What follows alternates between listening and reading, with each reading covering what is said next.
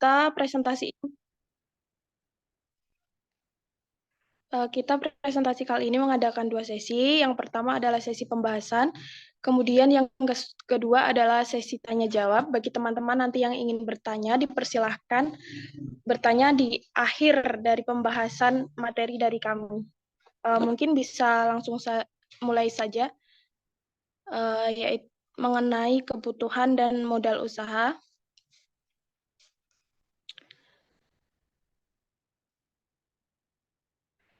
Terdapat latar belakang dari kebutuhan usaha, yaitu kebutuhan usaha dan modal usaha berkaitan dengan pentingnya modal dalam menjalankan suatu bisnis.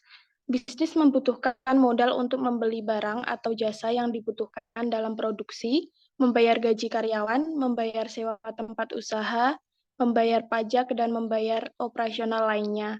Kemudian, kebutuhan modal juga terkait dengan tahap perkembangan bisnis. Pada tahap awal, modal diperlukan untuk memulai usaha, membeli peralatan, dan menyewa tempat usaha. Kemudian ada pengertian dari kebutuhan usaha.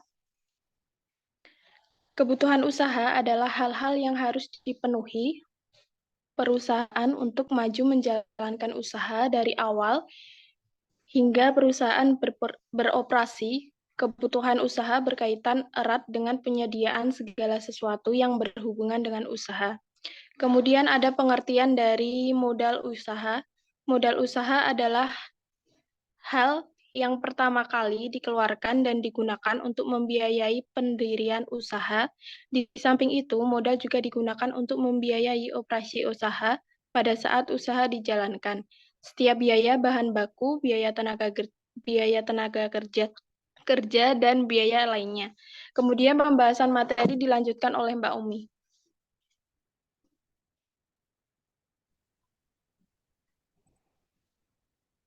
Selanjutnya ada jenis-jenis kebutuhan usaha.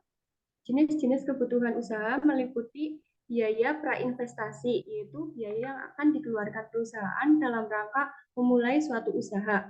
Biasanya terdiri dari biaya pengurusan izin-izin, biaya studi kelayakan, biaya pengurusan dan pembersihan lahan.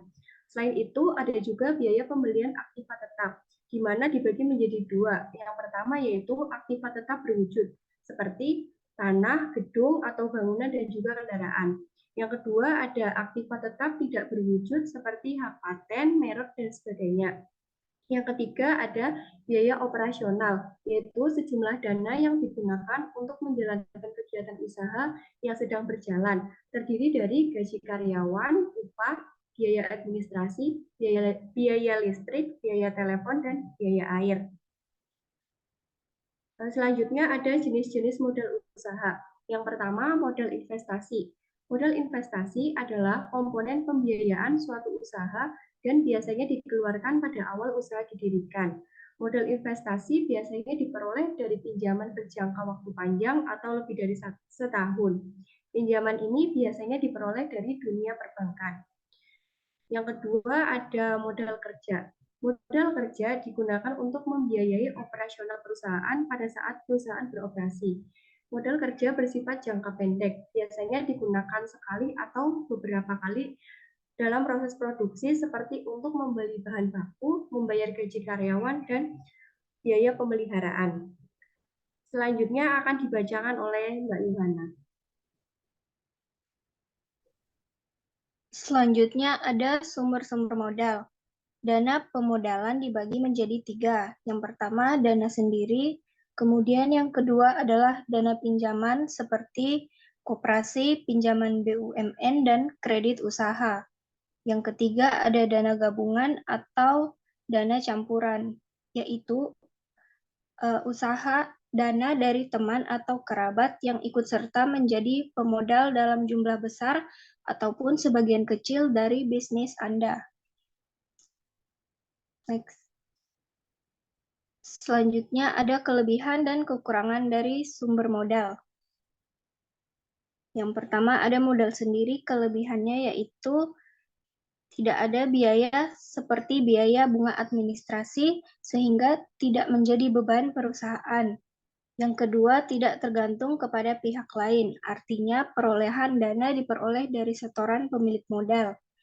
Yang ketiga, tanpa memerlukan persyaratan yang rumit dan memakan waktu yang relatif lama. Yang keempat, tidak ada keharusan pengembalian modal.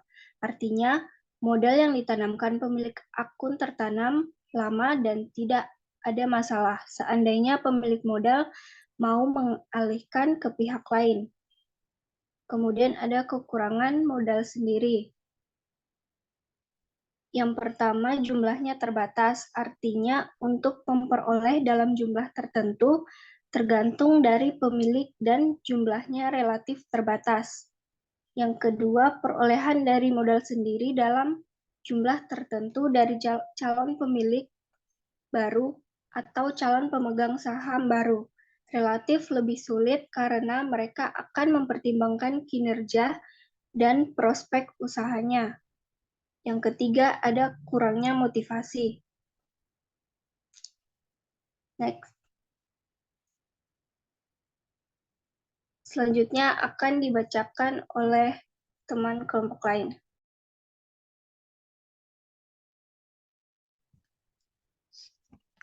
Selanjutnya modal pinjaman. Kelebihan modal pinjaman, yang pertama jumlahnya tidak terbatas. Yang kedua motivasi usaha tinggi. Kekurangan modal pinjaman, yang pertama dikenakan berbagai biaya seperti bunga dan biaya administrasi. Pinjaman yang diperoleh dari lembaga lain sudah pasti disertai berbagai kewajiban untuk membayar jasa seperti bunga, biaya administrasi, biaya provisi dan komisi, materai dan asuransi. Yang kedua, harus dikembalikan. Modal asing wajib dikembalikan dalam jangka waktu yang telah ditentukan. Yang ketiga, beban moral.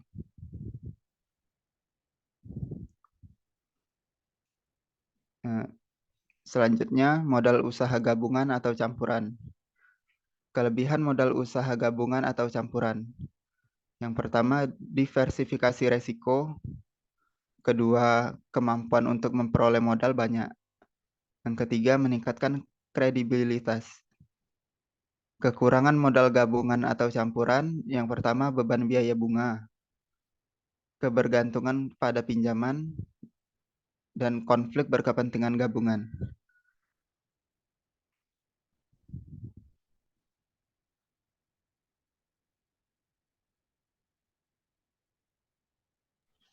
Baik, teman-teman, mungkin itu tadi adalah sesi pertama kami pembahasan.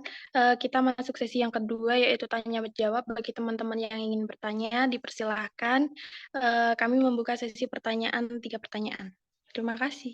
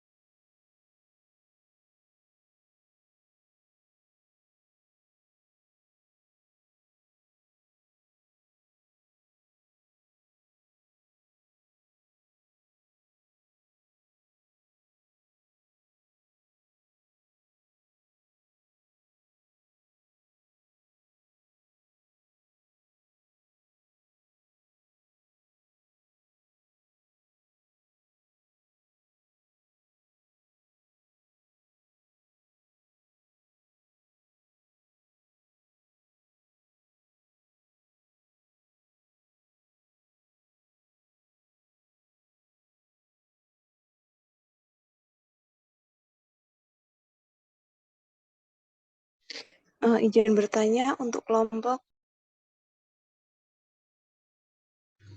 Boleh, silakan Mbak Alia. Laila ya, Mbak Laila. Ya, jadi tadi kan menyinggung tentang adanya modal gabungan ya. Kalau modal gabungan itu kan berarti kayak kita usaha bareng dengan teman itu termasuk ke modal gabungan gitu kan Mbak maksudnya? Iya, jadi Nah, bekerja sama-sama pihak lain intinya gitu. Nah, itu kan ketika kita buka usaha dengan modal gabungan itu, bagaimana pembagian hasil yang sesuai dan tepat untuk pembagian hasilnya? Mungkin berapa persen gitu, Mbak, kira-kira? Baik, untuk pertanyaan kami tampung dulu ya Mbak Laila, nanti bisa kami Ya, jelaskan setelah kami tahu jawaban. terima kasih. Ya,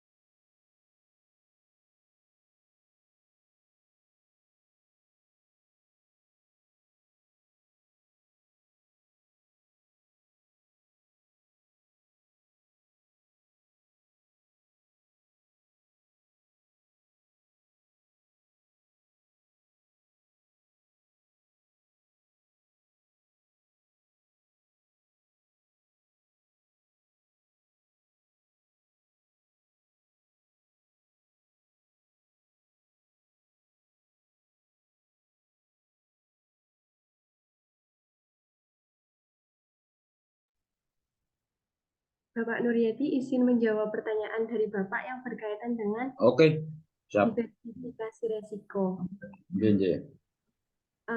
Dari artikel yang Bapak bagikan tadi, diversifikasi sendiri itu kan merupakan bentuk pengembangan usaha dengan cara memperluas jumlah segmen secara bisnis maupun geografis dengan memperluas market share yang ada dan mengembangkan berbagai produk yang beraneka ragam.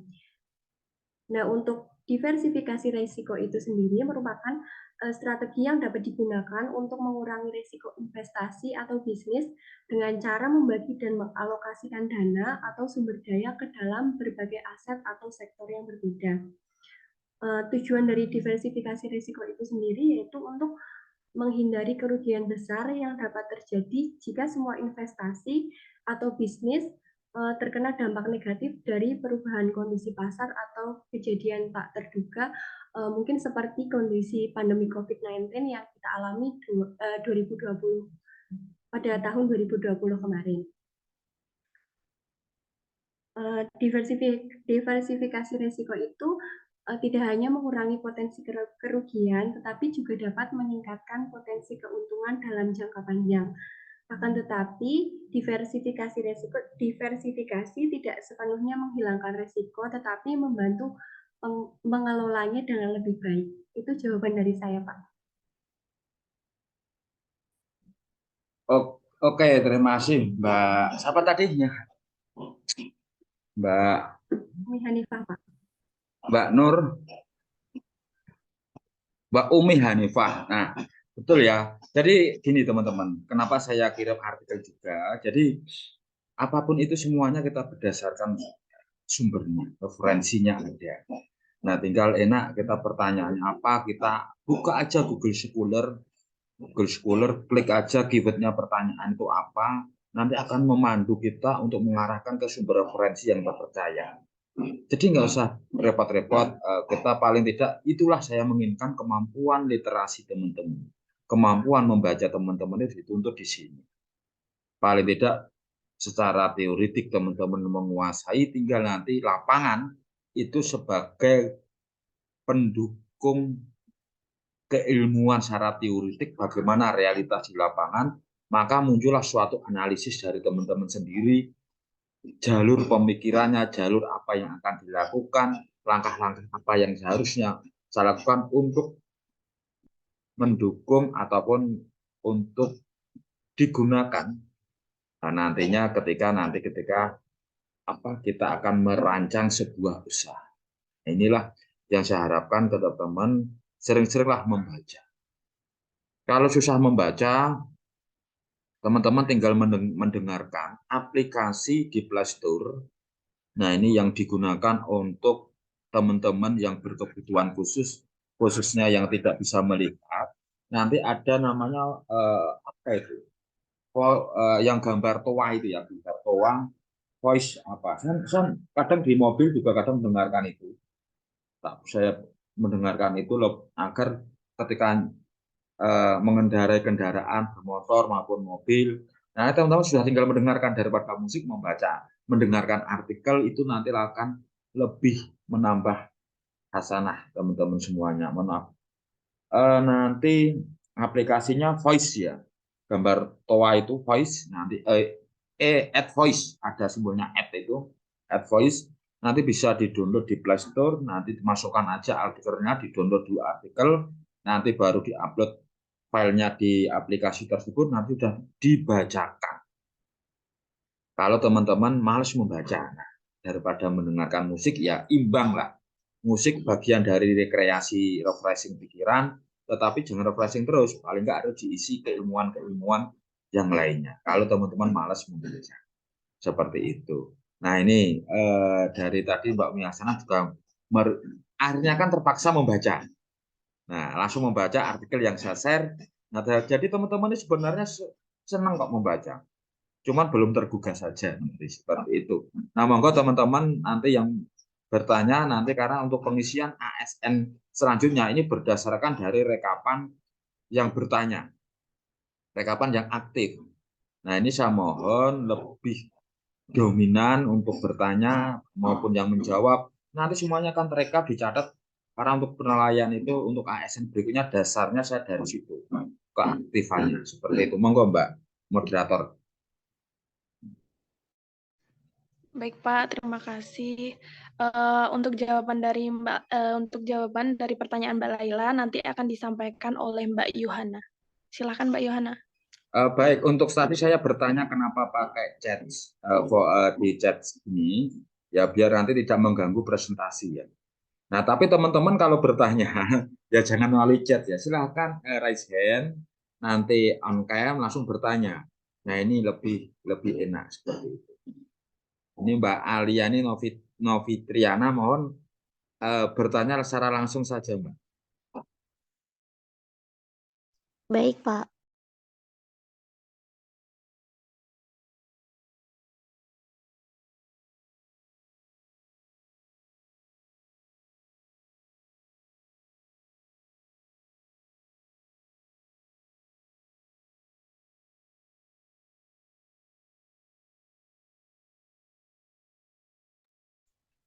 Baik, izin menjawab pertanyaan dari Mbak Laila tadi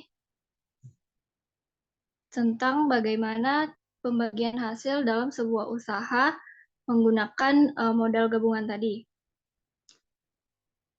Dari sini pembagian hasil itu dapat bervariasi, tergantung dari kesepakatan yang dibuat. Yang pertama, misalnya ada pembagian laba sesuai dengan presentase modal. Misalnya, jika misal Mbak Laila menyumbangkan 60% dari modal, terus teman Mbak Laila itu menyumbangkan 40% modal, maka laba atau hasil yang diberikan adalah sesuai dengan sumbangan dari modal tersebut. Jadi Mbak Laila akan mendapatkan hasil 60%, terus teman Mbak Laila itu mendapatkan hasil 40%. Kemudian ada pembagian laba sesuai kesepakatan. Nah, kalau yang ini tuh berdasarkan kesepakatan kita sendiri. Misalkan Mbak Laila dan juga teman Mbak Laila ini terlepas dari berapa modal yang diberikan itu, jadi teman Mbak Laila dan Mbak Laila sendiri menyepakati berapa hasil yang akan dibagikan. Misal 50% dan 50% dari hasil yang ada. Itu terlepas dari berapapun modal yang dibagikan. Walaupun Mbak Laila menyumbang lebih banyak modal, tapi kalau kesepakatan yang disepakati itu hasilnya akan dibagikan 50% dan 50%, maka akan dibagikan segitu. Sekian jawaban saya, apakah sudah jelas? Lalu untuk semua kita udah sepakat dengan hasil yang segitu dan pembagian hasil yang segitu. Lalu bagaimana ketika teman kita itu tidak menjalankan tugas? Kan biasanya kita kalau bekerja sama itu kan sama-sama ada tugas, tetapi teman kita itu kurang aktif dalam menjalankan usaha itu sehingga kita lebih dominan gitu. Bagaimana dengan hasil-hasil yang akan diperoleh? Apakah tetap harus sama dengan kesepakatan awal atau bagaimana?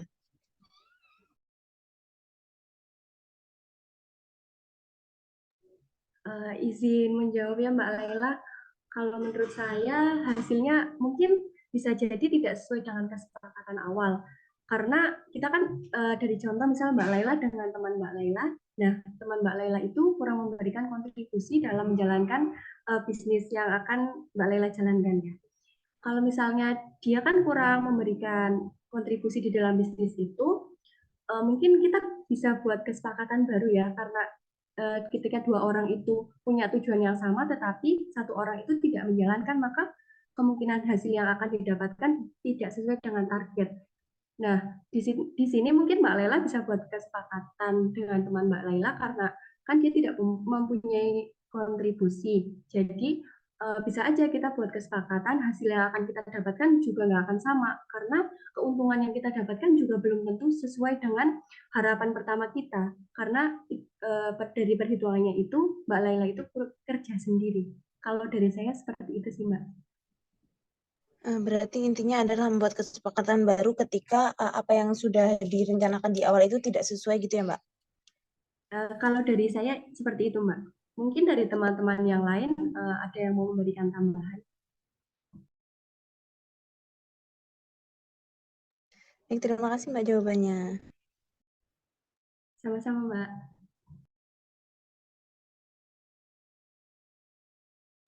Oke, baik, tadi modal bersama ya. Iya Pak, modal gabungan. Modal gabungan ini gini Mbak. Saya ini sudah berapa kali ya? Sudah kurang lebih 4 kali. 3 kali. 3 kali saya modal gabungan. Yang pertama adalah konter pulsa ya, dan HP. Terus yang kedua modal usaha untuk warung burjo. Ya kan?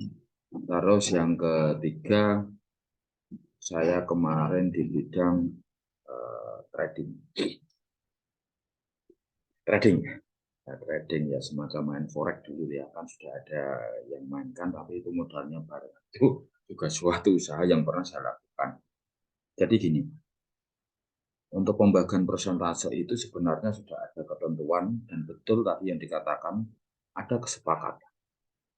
Nah, modal usaha ini nanti kan ada beberapa hal yang memang kita yang menjadi pertimbangan. Yang pertama, kita lihat jenis usahanya dulu, apakah di bidang jasa, apakah nanti membutuhkan semacam sarana prasarana, tempat, fasilitas, ataupun alat-alat. Nah, ini kita harus hitung. Usaha ini untuk beli perlengkapan berapa, misalkan sewa berapa, ya kan, walaupun misalkan itu nanti tempat yang digunakan usaha, misalkan yang punya ruko di pinggir jalan adalah teman, itu dihitung harga sewa. Jangan diartikan nggak apa-apa sewa itu nanti tempatnya nggak usah sewa, punya saya nggak boleh. Nanti akan terjadi ketika jadi perselisihan, nanti akan diuntut-untut. Tetap itu dihitung sebagai modal, ya kan, sebagai modal, dan dihitung sebagai itu sebagai sudah disewa berapa dan nominalnya berapa. Tinggal modalnya apakah nantinya 30%, 40% itu tergantung nanti dari analisis kebutuhannya terlebih dahulu dianalisis. Makanya identifikasi analisis itu penting agar ada dana cadangan yang itu juga disertai ketika ke pemodal, paling tidak untuk awal itu adalah 20-30%. Nah, ini digunakan ketika nanti ada hal yang insidental yang tidak atau di luar dari analisis kebutuhan, kita bisa mencukupi. Dari 100% misalkan dari identifikasi dari sewa menyewa, dari alat untuk pemenuhan, terus tambah lagi nanti analisis resikonya, apa namanya, save untuk resikonya, kalau ada apa-apa misalkan 20%, totalnya berapa. Ketika total nanti tinggal pemodal itu mau berapa persen mainnya, itu sudah ada persentasenya, sudah ada rumusnya. Nanti untuk bagi hasilnya, ketika ada pendapatan bersih, nah pendapatan kotor dikurangi untuk ini menjadi pendapatan bersih, itu nanti sisihkan 10% untuk pengembangan atau 10-15% untuk pengembangan, sisanya bagi baru dikasihkan ke pemodal, itu laba bersih ya. Nah, itu adalah sistem perancangannya. Nah, ini saya sudah beberapa kali terlibat di situ, terutama hal yang paling kemarin kisruh itu yang pernah saya lakukan adalah untuk pembuatan Warmindo ya, kalau sekarang namanya Warmindo. Saya dibuka di dekat UMG. Nah, waktu itu mau modal sekitar per A itu 8 juta, 3 orang, berarti kan 24 juta. 8 juta, 8 juta, 8 juta. Nah, nanti untuk harga sewa, nah kita mainkan jangan sampai langsung setahun. Kita nego, nanti kita mainkan 4 bulan dulu. Nah, setahun waktu itu di situ adalah sekitar untuk rukonya itu sekitar 6 juta, 6 sampai 7 juta saja. Waktu itu ya. Nah, memang sudah mulai mahal, tetapi kan itu setahun, harga setahun kita sewa 4 bulan karena untuk melihat pasarnya. Nah, itu ya kita sewa 4 bulan, langsung kita penuh alat-alatnya, semuanya kita untuk modal jualannya, untuk isinya, termasuk Indominya, termasuk sayur, termasuk kopi-kopi, untuk gelas dan sebagainya, kita dihitung di situ. Baru nanti kita save sekitar 30% untuk dana cadangan. Nah, ini yang tidak boleh diutek-utek. Nah, di situ baru kita akhirnya untuk menjalankan, melihat situasi. Ya, memang ada kendala ketika terjadi pelaporan orang. Inilah yang menjadi permasalahan ketika pemodal itu juga terjun langsung. Ketika pemodal bersama terjun langsung di lapangan dan yang lainnya tidak, nah kita harus menumbuhkan sistem trust atau percayaan yang tinggi. Karena kalau kita nggak mantau ini, nanti akan terjadi perselisih. Nah, makanya biasanya pemodal ini nanti rata-rata nanti tidak bergerak langsung. Mereka akan ada karyawan yang dipercaya dan sebagainya untuk pelaporan. Dan ada juga yang memang karena ini membutuhkan skill, nanti mereka membutuhkan modal. Misalkan Mbak Alia ini mempunyai skill yang lebih, dan dia mempunyai cita-cita ingin mengembangkan usaha yang real, nah makanya membutuhkan modal. Nah, nanti ini yang di paling awal, yang paling sepakati adalah kontrak kerjasamanya. Berapa tahun pemodalnya ini? Diatur. Ditambah lagi kalau Mbak Alia itu kerja di situ, juga terlibat di situ, Mbak Alia juga otomatis mungkin kalau Mbak Alia sebagai pemodal juga sebagai pekerja. Artinya juga digaji. Sama dengan sistem yang dibangun sebagai Rocket Chicken. Nah, karena tetangga saya, saya hafal betul Rocket Chicken itu, Pak Nurul itu. Nah, Pak Nurul ini juga sebagai pemilik Rocket PT Rocket Chicken. Tetapi di situ dia sebagai presiden direkturnya. Presiden direktur PT Rocket Chicken dengan gaji kalau nggak salah per bulannya hampir seratusan juta atau berapa saya agak lupa. Seratusan juta pokoknya per bulan itu. Nah, dan Pak Nurul ini sebagai presiden, tapi dia juga secara pribadi dia beli lahan, dibangun gudang, dia bangun Pak Nurul, dan PT Rocket Chicken itu sewa ke Pak Nurul. Nah ini kan, jadi PT Rocket Chicken itu sewa gudang-gudang yang dibangun Pak Nurul. Jadi Pak Nurul juga dapat apa dari sewanya itu perputaran luar biasa untuk apa namanya untuk bisnis itu banyak sekali. Makanya pertemuan ke-14 dan 15 itu saya pengennya teman-teman di lapangan. Mau ke PT Rocket Chicken silakan, kantornya itu dekat dengan rumah saya, cuma beda RT. Ya kan? Nah, ini boleh nanti izin surat dulu nanti kita buatkan. Nah, nanti atau kalau pas sore hari, nah atau nanti ke mana boleh atau ke sana silakan. Nah, ini artinya banyak hal yang harus teman-teman pelajari ketika mengembangkan ini memang membutuhkan teman-teman terjun ke lapangan ataupun banyak sharing, banyak bertemu orang-orang yang mungkin baru menjalankan bisnis ataupun sudah menjalankan bisnis dan sudah berjalan itu penting. Nah, ini komposisi modal bersama ini diatur banyak. Hati-hati di situ karena saya sudah pengalaman di 3 hal gitu ya. Ya antara terjadi perselisihan bagi saya dan untuk menumbuhkan kedewasaan. Nah, tidak seberapa uang yang dikeluarkan. Tetapi waktu itu kan ya karena masih muda, jiwanya masih muda, kontrol emosionalnya masih belum stabil, ya mungkin akan terjadi perselisihan dan lebih seperti itu. Dan saat ini ya kita bangun sama-sama dan menyadari yang dulu-dulu kan seperti itu. Nah itu Mbak, siapa tadi ya yang tanya? Yang tanya Mbak siapa tadi? Halo? Halo? Yang tanya siapa tadi? Mbak Laila, Pak. Mbak Lela itu ya, itu jadi perlu banyak hal ya Mbak Lela untuk pemodal bersama itu. Intinya apa?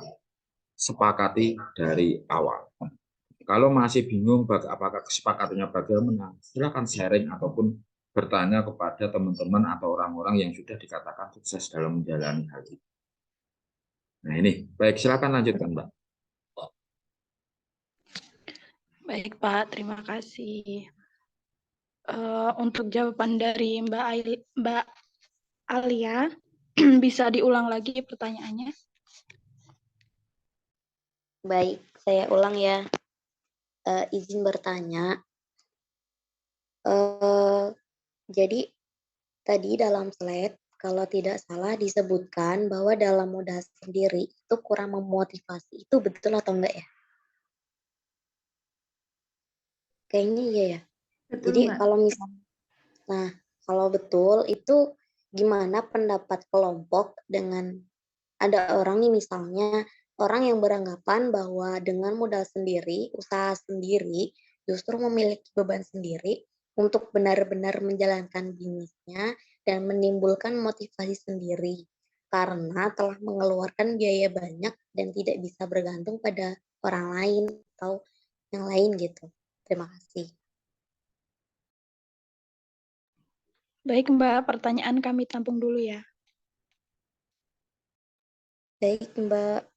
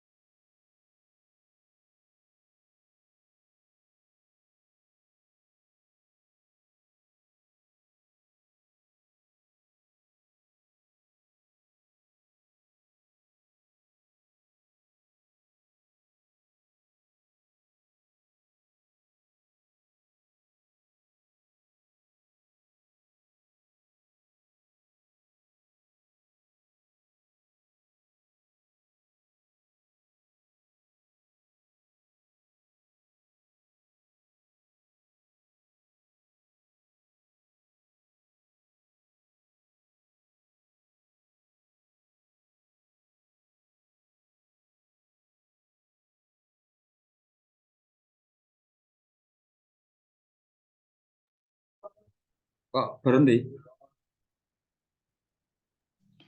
Sebentar Pak, kami lagi berdiskusi.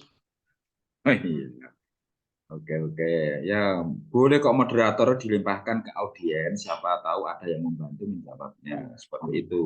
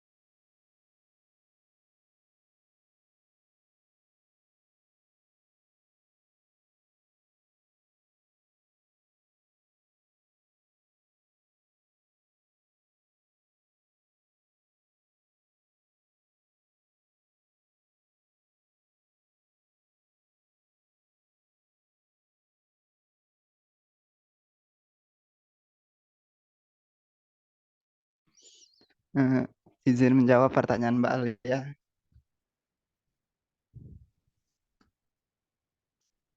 Iya, Tadi kan itu terkait motivasi rendah dari modal sendiri ya. iya gitu. Kalau menurut saya nih, motivasi motivasi usaha dari modal sendiri itu tergantung modalnya ya Mbak. Dia mungkin nggak akan sebesar dengan motivasi usaha dari modal pinjaman. Karena dari ukuran modal aja kayaknya kan udah beda tuh antara modal sendiri sama modal pinjaman. Jadi dari gambaran modal juga kayaknya bisa mempengaruhi motivasi usahanya, Mbak.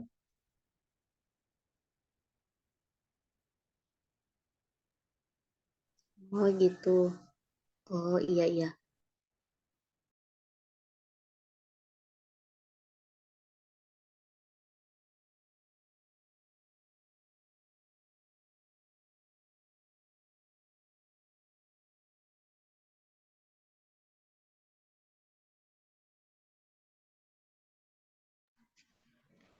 Gimana Mbak Alia? Apakah pertanyaan dari Mbak Alia sudah terjawab? Iya Mbak. Makasih ya. Sama-sama Mbak Alia. Baik, bagi teman-teman, ada yang ingin masih bertanya?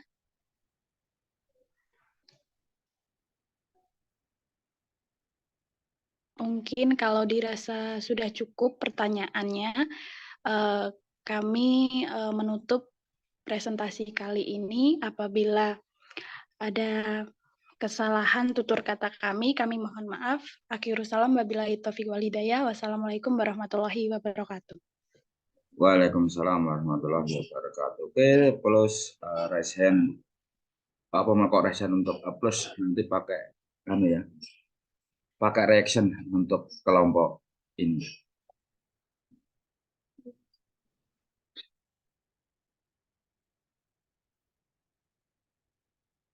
Oke, baik. Terima kasih teman-teman semuanya. Nah, ini masih ada satu kelompok atau cukup?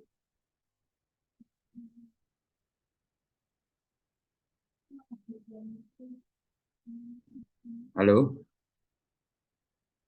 Halo? Iya, Bapak. Iya, Bapak. Masih ada satu kelompok atau cukup? Ada satu kelompok lagi, Bapak. Oh, baik. Masa saya ikut aja. Kalau memang sudah siap, satu kelompok lagi. Nah, moderatornya siapa? Saya, Pak, Moderator. Aska. Oke, Mbak Aska. Silakan Mbak Aska untuk ambil alih presentasi selanjutnya. Silakan, Mbak. Baik, Bapak. Baik, teman-teman. Sebelum presentasi, kita mau share screen dulu ya. Mas Ketut, boleh tolong dibantu untuk share screen-nya?